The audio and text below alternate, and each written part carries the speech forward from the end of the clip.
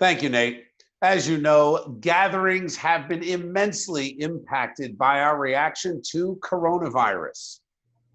Among the biggest challenges are funerals, not just how they operate, but how people mourn when they can't be together. We reached out to Alcock Funeral Home in Queens, one of the hardest hit areas in New York. Joining me now is Irene Alcock. Irene, welcome to Chasing News. How are you doing? I'm fine, thank you, sir. So let's talk about this. We look at the funeral, the event of a funeral, and a lot of it is saying goodbye. A lot of it is a celebration of a life lost. How are your customers and those families coping with not being able to have the large gatherings? Well, what we've been trying to do is explain to them that we're trying to keep everybody safe. So we've limited the numbers that can come into our facility to 10, and that what we'll do is we'll rotate the 10 in, but in between the rotation, we'll try to disinfect the area so that everybody kind of stays safe. A lot of our services are religious services where part of the religious ceremony is taking place at the funeral home and some of it takes place at the place of final disposition. What we found is that our crematories and cemeteries are either not allowing family to attend or have changed what the family can do if they are allowing them to attend. So it's a learning curve for all of us and a place of trying to get adjusted to this new norm that we hope will be temporary.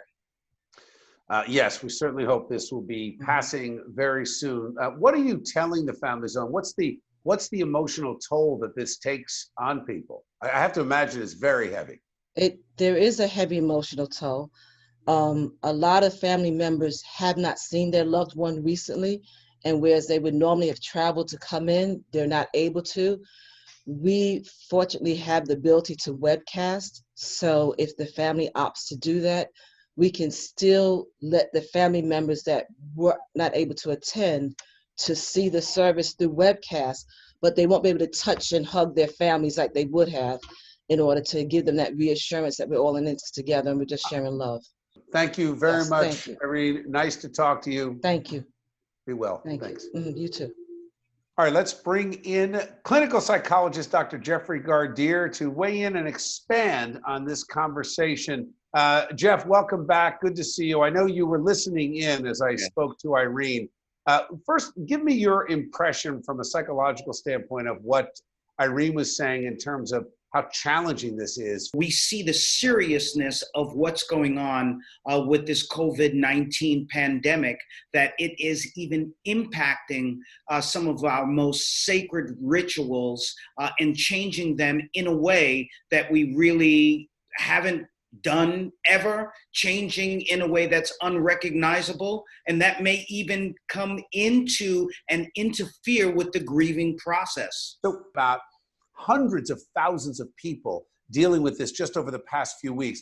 What do you say to them as far as how do you get closure if you've lost mom or dad or sibling or a child at this point? Forget coronavirus, but the accident that takes a young life. What do you say to those parents? Well, whether it was part of this COVID-19 pandemic or whether it's something else altogether, that we have to try to, if we can't have our normal rituals, certainly create new rituals. And that's what Irene was talking about. Thank you, Doc. Great to talk to you. My pleasure.